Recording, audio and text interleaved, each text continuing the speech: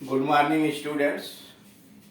इस वीडियो के अंतर्गत हम लोग क्रिया आदि के साथ आवश्यक प्रीपोजिशंस का प्रयोग कैसे किया जाता है, यानी इंग्लिश के अंतर्गत कुछ ऐसे वर्ब्स हैं, ऐसी क्रियाएं हैं, कुछ अन्य शब्द भी हैं जिनके बाद एक निश्चित प्रीपोजिशन का प्रयोग किया जाता है। अंग्रेजी भाषा के अंतर्गत प्रीपोजिशन का बहुत अधिक महत्व है और जिस शब्द के बाद जो प्रीपोजिशन प्रयोग किया जाता है उसका कोई न कोई आधार होता है। यहाँ पर वही शो किया जा रहा है कि निश्चित क्रियाओं के बाद कौन सा प्रीपोजिशन प्रयोग किया जाता है। उदाहरण के लिए जैसे मान लीजिए कहना ही डाइड ऑफ कालरा, वह कालरा से मरा। भूख प्यास बीमारी किसी से कोई मरता तो आप लगता है। हिंदी तो से होती है, वह प्यास से मरा, लेकिन इंग्लिश में ही डाइड ऑफ थर्स्ट। मेरी बात ध्यान से सुनिए तो लिसन टू मी, लिसन के बाद टू आता है। नॉक एट दी डोर, दरवाजे पर खटखटाओ। ये कुछ निश्चित ऐसे क्रियाएं जिनके बाद निश्चित प्रीपोजिशंस का प्रयोग किया जाता है। वही यहाँ दिया गया है फ्रॉम। फ्रॉम का मतलब से, बाई का मतलब भी से या द्वारा, विद से बहुत जगहों पर लगता है, इन, आ, for, to, into, against, on, over और अबाउट। यहां सबसे पहले इन की बात हो रही है। इनका मतलब में होता है।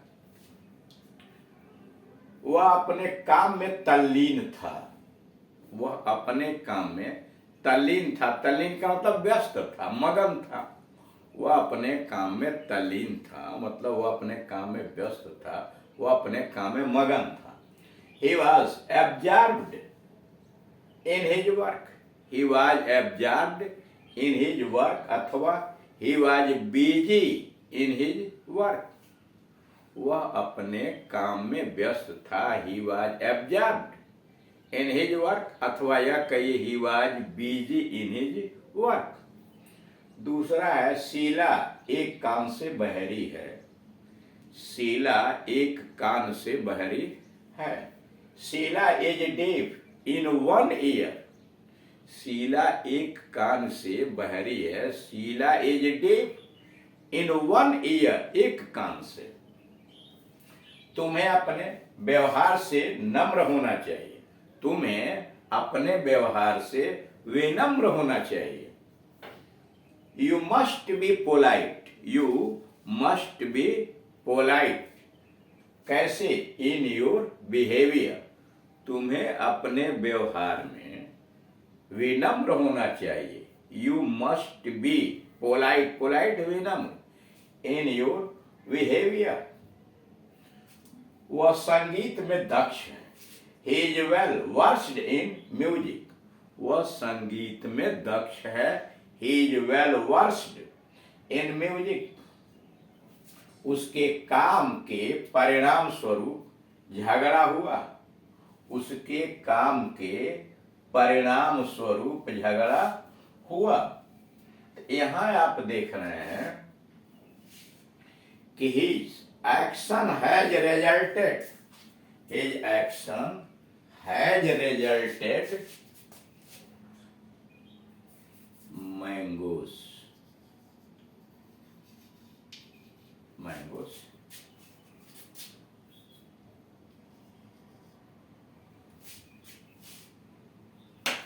उसके काम की वजह से झगड़ा हुआ। His action has resulted in A quarrel. उसके कार्य का परिणाम झगड़े में हुआ। अब आइए आप पर। उसे सफलता का पूरा भरोसा था। उसे सफलता का पूरा भरोसा था। He was sure of success. उसे सफलता का पूरा भरोसा था। He was sure of success. वह अपनी कमजोरी को पूरी तरह जानता है। वह अपनी कमजोरी को पूरी तरह जानता है। He is fully aware. He is fully aware, aware चैतन्य, जानकार, of his weakness. He is fully aware of his weakness. उसे आम बहुत भाते हैं, यानी मतलब बहुत पसंद है। उसे आम बहुत भाते हैं। He is fond of mango, शौकीन होना, या उसी को आप कह सकते हैं वो आम का बहुत शौकीन है। तो he is fond of mangoes, he is fond of mangoes. कई हिंदी हो सकते, उसे आम बहुत भाते हैं, he is fond of mangoes, या वह आम का शौकीन है, वह आम पसंद करता है। सबकी अंग्रेजी हो गई he is fond of mangoes. इसका मतलब यह हुआ कि फॉन्ड के बाद आप आएगा, फॉन्ड के बाद आप आएगा। अब आइए, उसे देखकर मुझे उसके भाई की याद आती है। उसे देखकर मुझे उसके भाई की याद आती है। He reminds me of his brother. उसे देखकर मुझे उसके भाई की याद आती है। He reminds me of his brother। क्या आप अपनी सफलता के विषय में निश्चित हैं? क्या आप अपनी सफलता के विषय में निश्चित हैं? Are you sure of your success? क्या आप अपनी सफलता के विषय में निश्चित हैं? Are you sure of your success? अथवा Are you confident? विश्वस्त। Are you confident of your success? क्या आप अपनी सफलता के विषय में निश्चित हैं? Are you sure of your success? या Are you confident of your success? अब ये फार 26 का, क्या वह परीक्षा के लिए तैयारी कर रही है? क्या वह परीक्षा के लिए तैयारी कर रही है? Is she preparing for the test? क्या वह परीक्षा के लिए तैयारी कर रही है? Is she preparing for the test? अथवा is she studying? Is she studying for the test? मैं हमेशा उसका ख्याल रखता हूँ। मैं हमेशा उसका ख्याल रखता हूँ। I always care for him।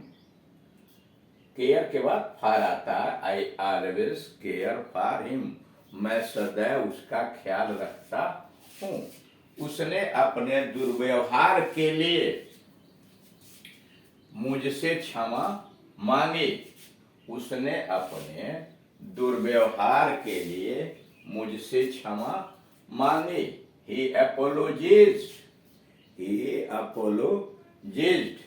to me for his misbehavior। He apologized to me for his misbehavior। उसे पैसे का हिसाब देना होगा। उसे पैसे का हिसाब देना होगा। He will have to account for the money। उसे पैसे का हिसाब देना होगा। He will have to account for the money। To कहाँ प्रयोग होता है? वह धूम्रपान का आदी है। वह धूम्रपान का आदी हो गया है। Is addicted to smoking. वह धूम्रपान का आदी हो गया है। He is addicted to smoking. उसने नियमों के विरुद्ध आचरण किया। उसने नियमों के विरुद्ध आचरण किया। He acted contrary to the rules. उसने नियमों के विरुद्ध आचरण किया। He acted contrary to the rules। कुछ लोग स्वास्थ्य की हानि करके पैसा कमाते हैं। कुछ लोग स्वास्थ्य की हानि करके पैसा कमाते हैं। Some people prefer wealth to health। Some people prefer अधिक पसंद करना। Some people prefer wealth to health। यानी कुछ लोग स्वास्थ्य की अपेक्षा धन को अधिक महत्व देते हैं। कुछ लोग स्वास्थ्य की हानि करके पैसा कमाते हैं। Some people prefer wealth to health। तो इस तरह से आप देख रहे हैं कुछ निश्चित क्रियाओं के बाद कुछ निश्चित प्रीपोजिशंस का प्रयोग किया जा रहा है और इनकी जानकारी बड़ी सावधानी के साथ करनी चाहिए ताकि अगर हम समाज के अंतर्गत जब इंग्लिश स्पीकिंग करें, बातचीत करें, तो कहीं गलती न होने पाए। फ्लुएंट इंग्लिश स्पीकिंग के लिए आप जानते हैं कि अंग्रेजी में सारी चीज़ों का ज्ञान होना चाहिए। जैसे ग्रीटिंग्स के लिए शिष्टाचार के छोटे छोटे शब्द क्या होते हैं, सारे टेंसेज होने चाहिए। टेंसेज से क्वेश्चन का आंसर कैसे बनाएंगे, डायरेक्ट क्वेश्चन का आंसर क्या होगा, इनडायरेक्ट क्वेश्चन का क्या होगा, क्वेश्चन टैग क्या होता है, सेंटेंसेस के टाइप आप समझें। एक्सक्लेमेटरी सेंटेंस यानी हृदय के जज्बात अगर व्यक्त करने हैं तो क्या करेंगे, इम्परेटिव सेंटेंसेस को क्या करेंगे, निगेटिव सेंटेंस कैसे बनाएंगे, ये सारी बहुत सारी बातें हैं। उसके बाद प्रीपोजिशन का प्रयोग देखा आपने, कंजंक्शन का प्रयोग देखा, कोरिलेटिव यानी पूरक संयोजक के विषय में कैसे प्रयोग करते हैं। इन सारी चीज़ों को जानने के बाद ही आप फ्लुएंटली इंग्लिश स्पीकिंग कर सकते हैं और आप कुशल हो सकते हैं। इसके लिए जरूरी यह है कि चीज़ों को आप मनन करें, और अगर अकेले हैं तो आदमकद आईने के सामने आप बोलें, मन के डर को निकालें, हाव भाव आपका कैसा है, क्या आप व्यक्त कर रहे हैं, किस तरह का एक्शन कर रहे हैं, यह आपको शीशे में खुद ही दिखाई दे जाएगा। और तब आप यह समझ पाएंगे कि जो हम कर रहे हैं उसमें कहीं मन का डर तो नहीं है ना।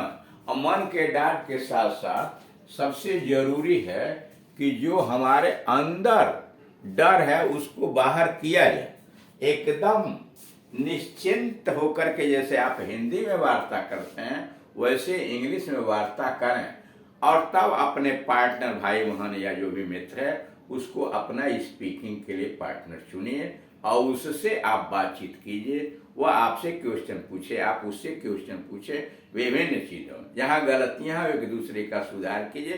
धीरे धीरे आप सफल हो जाएंगे। Thank you.